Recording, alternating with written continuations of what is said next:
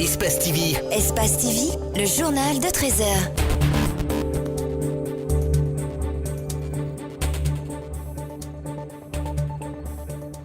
Bonsoir, merci de regarder Espace TV. Voici le sommaire de l'actualité de ce jeudi.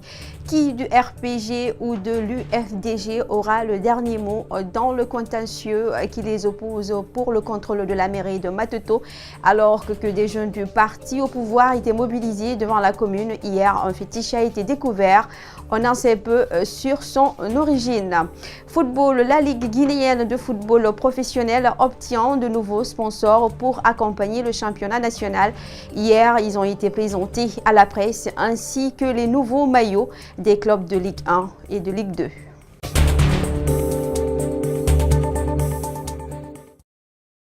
Voilà, c'était le sommaire. Bienvenue dans cette édition d'information contentieux électoral à la mairie de Matoto.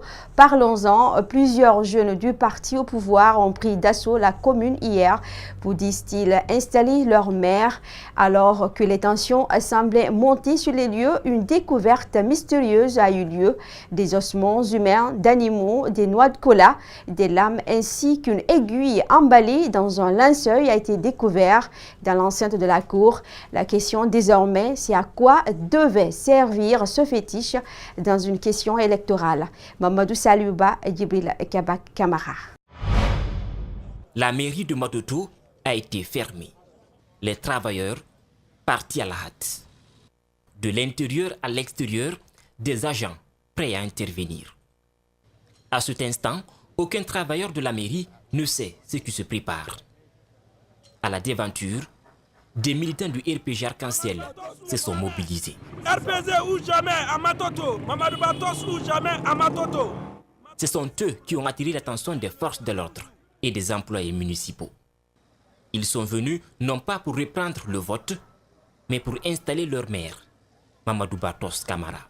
Nous réclamons notre victoire. Nous sommes venus donc pour installer ce matin notre candidat Mamadou Batos Camara, parce que c'est lui qui a remporté l'élection. Tout est parti d'un simple appel au rassemblement lancé mardi soir. Vive le fief naturel du grand parti au pouvoir, le RPG Arc-en-Ciel. Le mercredi matin, quelques jeunes se sont présentés, prêts à accepter tout, sauf le candidat de l'UFDG. Et la décision du ministre Bourema Condé de reprendre le vote n'engage que Bourema Condé, nous a laissé entendre un militant du RPG. Nous considérons la décision du gouvernement, c'est dans son rôle. C'est ce rôle-là que nous sommes en train de respecter. Mais nous disons de même que nous avons gagné et nous allons installer notre maire. Cela n'occulte pas le fait que le gouvernement ait pris cette décision. Ça n'engage que le gouvernement, à travers Bourema Condé. Ce n'est pas notre problème. L'UFDG et le RPG Arc-en-Ciel tiennent coûte que coûte à la mairie de Matoto. Et ce n'est qu'un début, car voici ce que l'on a découvert à la suite. Un linceul caché dans un caniveau, dans l'enceinte même de la mairie. Ce n'est pas tout. Voici ce qui était dans le linceul. Des colas, des aiguilles, des lames, des ossements humains et des os d'animaux. Ici, l'omoplate. Ce sacrifice aurait été envoyé ce mercredi aux environs de 2 heures du matin. La mairie de Matoto, convoitée à ce point, personne n'a souhaité réagir. Le linceul a été brûlé. Dans le même registre, l'Union des forces démocratiques de Guinée a tenu ce mercredi une assemblée générale extraordinaire pour exprimer son désaccord à toute reprise d'élection dans la commune de Matoto. Le président de l'UFDG appelle ses militants à se dresser contre la décision du ministère de l'administration du territoire et de la décentralisation qui a invalidé l'élection de Kalemodou Yansani à Matoto. Makiso et Aliouba signent ce compte rendu. Suivez. L'Assemblée générale extraordinaire de ce mercredi avait pour but d'informer les militants de l'UFDG en particulier et ceux de l'opposition républicaine en général. Pour Cellou Dalein Diallo, il est hors de question de reprendre cette élection. Mais les résultats sortis des urnes nous ordonnent la victoire dans tout Conakry et dans toute la Basse-Guinée. Nous l'avons démontré, puisque nous avions pratiquement tous les PV de tous les bureaux de vote dans tous les quartiers et dans toutes les communes. Nous avons dénoncé cette fraude qui a été organisée dans les centralisations avec la complicité des magistrats qui présidaient ces commissions administratives de centralisation. Nous sommes sortis, nous avons marché pour exiger la publication de vrais résultats. Ils n'ont pas voulu. Avec les faux résultats, nous avons gagné à Ratonma, à Dixine et à Matoto. Dans son discours, Cellou Dalein Diallo hausse le ton et appelle à une résistance face à la décision du gouvernement. Il faut qu'à partir de maintenant, vous vous mobilisez pour défendre notre victoire. On a trop accepté ici, au nom de la paix, au nom de l'unité. On a accepté la fraude, on a accepté le vol, on a accepté la violation des accords, on a accepté la violation de la loi fondamentale, on a accepté la violation du code électoral, du code des collectivités. Pour Matoto, on n'acceptera pas. Mobilisez-vous à partir d'ici et dès maintenant. Du côté du pouvoir, ils sont catégoriques, l'élection doit être reprise. Depuis le début de cette cacophonie, la justice ne s'est toujours pas prononcée sur ce contentieux qui inquiète plus d'un. Et pour être complet sur ce sujet, il faut rappeler les dispositions du Code des collectivités précisent que la session pour l'élection de l'exécutif du Conseil communal est convoquée par arrêté du ministère de l'Administration. La séance au cours de laquelle il est procédé à l'élection de l'exécutif, il est présidé par le plus âgé des membres non candidats à l'exécutif communal. Le député Aliou Condé donne des explications sur le cas spécifique de Matoto. Pour le cas de Matoto, la procédure qu'ils ont suivie, c'est d'ouvrir chaque enveloppe et de voir quelle est la couleur et de procéder à 2 tas. Chaque tas correspondant à une couleur et une couleur correspondant à un candidat. Donc il y avait le rouge pour Kalemodu, le jaune pour le RPG. Donc ils ont décompté les bulletins. À chaque fois, on a mis les 2 tas. Ils ont commencé par compter par le rouge. Eh bien, ils ont été interrompus à un moment donné dans le décompte. Ils ont dû le reprendre. Ils ont repris le décompte. Ils ont eu 23. Il y a eu quelques petites protestations qui ont demandé que le vote soit repris et le vote a été repris une seconde fois, qui a amené encore 23. Jusqu'à ce niveau, il n'y a pas eu de contestation des 23. On est passé à la 2e étape pour compter le tas jaune, ce qui était de toutes les façons superflu, puisque 45 moins 23, on devait trouver 22.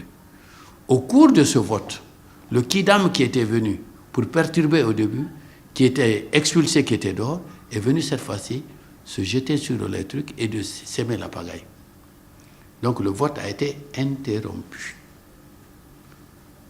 Il a été mis aux arrêts, on l'a mis dehors, il y a eu le brouhaha. Les élus de l'UFDG ont attendu dans la salle pour que le procédure... Parce qu'il faut considérer cela comme un incident. L'incident, normalement, une fois réglé, le vote devait continuer. Mais le vote n'a plus continué parce que et les délégués du ministère, qui en fait étaient les vrais patrons de la séance, ont quitté. Et les conseillers du RPG ont quitté. Finalement, ceux de l'UFDG aussi ont quitté, puisqu'il n'y a plus de vote. Donc il y a eu interruption du vote. Donc pour nous, il y a déjà eu une proclamation de résultat. Donc ça veut dire que le vote est achevé. Mais il restait, si vous voulez, la procédure protocolaire. La procédure protocolaire, c'était quoi? C'est de dire, bon, M. Intel a eu 23 voix, M. Intel a eu 22 voix, donc est déclaré élu au poste de maire de Matoto le candidat Kalemodu Yansane. Ça, c'est une formalité. Ce n'est pas le vote. C'est une formalité qui reste. Donc nous, aujourd'hui, on ne peut pas remettre en cause le vote pour une formalité qui est connue d'avance. À l'occasion de la célébration des fêtes tournantes de l'indépendance de la Guinée, Zérékoré a bénéficié d'une bibliothèque flambant neuve. On y trouve des documents pour enfants et adultes, mais faute de mobilier, certains livres sont exposés à même le sol. Mamadou Kalisso et Tierno Sadouba y ont fait un tour, suivi le reportage. C'est la seule bibliothèque opérationnelle dans toute la région forestière, d'après nos informations. Le bâtiment a été construit lors des festivités tournantes de l'accession de notre pays à l'indépendance accordée à la région forestière après Bokeh. L'établissement comprend une salle de lecture pour enfants. À l'intérieur, il y a des livres de contes, d'animation, des albums et des romans de jeunesse. Pour inciter les tout-petits à la lecture, des séances d'animation sont parfois organisées par les bibliothécaires en collaboration avec les responsables d'école. Venir avec des enfants, les présenter les livres, faire des petits contes, des livres et les inviter aussi à faire aussi des contes dans les mêmes livres. Donc nous faisons ça avec les petits enfants ici à la bibliothèque. Ensuite, nous allons dans les écoles élémentaires. Alors on va aussi faire des animations avec les petits enfants dans les écoles. Il y a aussi un espace pour adultes. On y trouve des romans, des documentaires et des livres scientifiques. À l'occasion de l'événement Conakry, capitale mondiale du livre, Zérékoré a reçu un lot de documents composés de manuels et de livres en espagnol. Et nous savons que l'espagnol, disons, c'est la deuxième langue de l'Europe. Et beaucoup de nos enfants vont aujourd'hui à l'aventure et ils ne parlent pas. Si au moins ici ils parlent un peu l'espagnol, ça peut les aider à passer ou en tout cas à avoir un petit boulot en Espagne ou dans d'autres pays, parce que c'est la deuxième langue de l'Europe. Actuellement, la seule bibliothèque qui fonctionne en forêt n'a pas de salle de lecture. Et faute d'étagères, des documents sont étalés à même le sol. Mais c'est le mobilier là qui nous manque maintenant. C'est le mobilier, les étagères, les armoires, les tables, les chaises, c'est ce qui nous manque. Tous ces livres seraient dans les rayons à l'heure là. Ou non, en matière de lecture, vraiment, le forestier lit beaucoup. Les citoyens de la forêt lisent beaucoup. Selon la fiche des statistiques de fréquentation, la bibliothèque des Zérékoré reçoit en moyenne 30 lecteurs par jour. Je vous invite à un détour dans le Kakandé pour parler du début des journées et portes ouvertes à la presse par la compagnie des bauxites de Guinée, CBG. La direction générale de la compagnie a voulu, à travers cette opération, informer l'opinion publique que les activités que mène la plus grande compagnie minière du pays, avec un actionnariat de l'État à 49%. Cette première étape a concerné l'usine de Kamsar, avec des installations qui débouche sur le port minéralier de la CBG. Abdoulaye Keita et Salifou Lifoussissé étaient de la partie suivie. De 1973 à date, la compagnie des bauxites de Guinée a exporté plus de 500 millions de tonnes de bauxite traité, soit plus de 5 milliards de dollars américains injectés dans l'économie nationale.